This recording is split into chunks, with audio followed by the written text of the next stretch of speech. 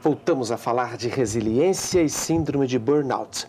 A Fátima, que está aqui com a gente, defendeu uma dissertação de mestrado sobre esse tema. O Fátima, inclusive em artigo recente que eu li, que você escreveu, você analisa sobre o enfoque da resiliência, a vivência traumática da professora Andréa Salgado, que lá no fim de 2003 teve as 2 pernas decepadas após a colisão de uma lancha com o Banana Boat, em que ela passeava numa praia do litoral fluminense. Como é que você vê a experiência da Andréa diante do desafio da superação, né, perante uma ocorrência tão grave como essa? Certo.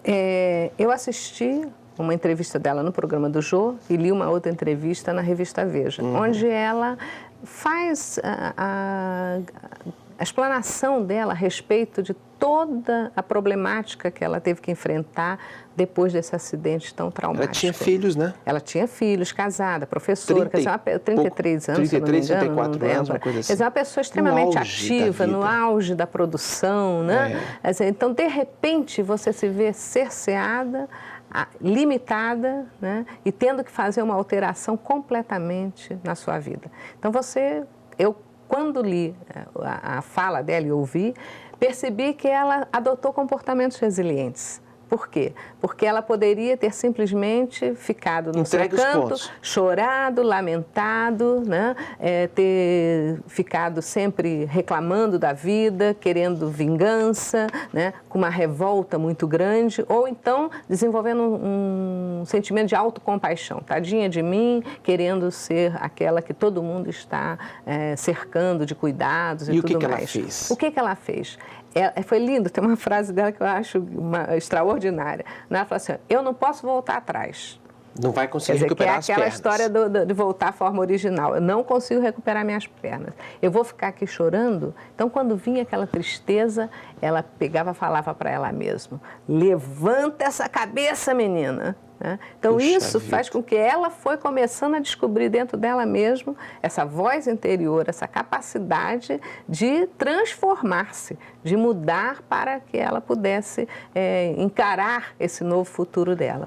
E isso fez que ela sozinha também fica difícil, mas ela teve o quê? Esses fatores de proteção externos dos pais, da família, da comunidade, né? Todo mundo dando esse suporte para ela. Deram reforço emocional para ela. Exato. Eu costumo mostrar que assim, a vida normalmente, nossa, é uma estrada cheia de buracos, né? Eu digo que a gente está sempre num rally, não é mesmo? Quer dizer, agora, a forma como você vai atravessar esse rally é que vai fazer a diferença, porque todo mundo tem que passar pela dificuldade.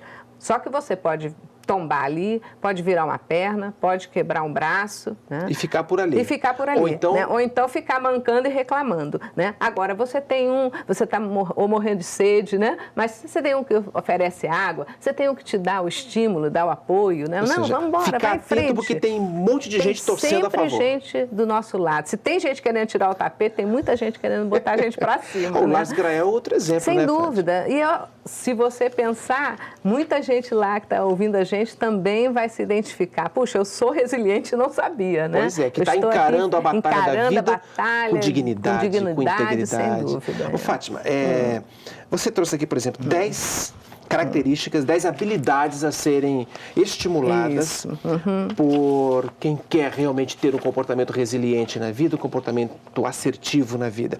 Por exemplo, você colocou flexibilidade, abertura interior ao que é novo. O que significa isso? Olha, você vê, um dos estudos mostrou que, na verdade, é a resistência ao novo que faz com que a pessoa vá ficando mais estressada. Então, a pessoa tem que ter essa flexibilidade para poder entender que a vida é dinâmica e que a gente não pode ficar lá preso no passado ou preso numa circunstância, numa zona de conforto que era favorável a nós e que, para a gente conquistar uma zona de conforto, a gente vai passar por esse turbilhão. Então, nós temos que passar, temos que estar abertos para essa mudança. Você colocou também vontade de fazer melhor e de participar da transformação da sociedade. A pessoa que consegue se identificar com os impulsos de transformação da sociedade, então, tem uma conduta resiliente. Sem dúvida, porque você pode se acomodar, ficar em casa só reclamando da vida, do governo, né? Das circunstâncias do mundo, ou então você pode ser uma pessoa ativa, né? Uma pessoa que não só porque às vezes a pessoa fala, eu não faço mal para ninguém, mas ela também não faz o bem. né? Então, o importante é que esse ativo que a gente pede que a pessoa seja, que orienta, é no sentido de você não faz mal, mas então comece a fazer o bem também. Então, saia a campo, se engaje num projeto, numa causa, né? Quer dizer, isso faz também com que você saia do olho do furacão, porque quando você está dentro, né, da síndrome, você está assim, envolvido, está no caos. E se você só ficar olhando para onde você está, você só vê problema, né? Então, sair um pouco faz com que você consiga enxergar de forma diferente o seu próprio problema, porque você vai contactar pessoas com outros problemas diferentes, você vai se identificar com outros casos semelhantes. Ou então até descobrir talentos interessantes, porque você colocou aqui, sublimação por meio da arte, do lazer, do humor, da atividade física. Os resultados de vários estudos mostrados que todo mundo que se envolve em projetos de arte, se envolve numa ONG, são vinculados a alguma instituição religiosa, né, que tocam algum instrumento, que dançam, eles conseguem sublimar essas dificuldades, né? Então, os casos em que não se apresentava burnout, as pessoas, não é que elas deixassem de ter problemas, elas também tinham os problemas, mas só que essa outra atividade que elas desenvolviam permitiam que elas tivessem uma válvula de escape, né? Uma coisa gostosa que elas gostavam de fazer, e com isso, quando elas voltavam para o trabalho do dia a dia, elas já vinham com outra disposição. Uma outra citação aqui lembra o caso da professora André, capacidade de reiniciar. Começar do zero. Isso. Não deu certo, mas eu tenho coragem suficiente para reiniciar.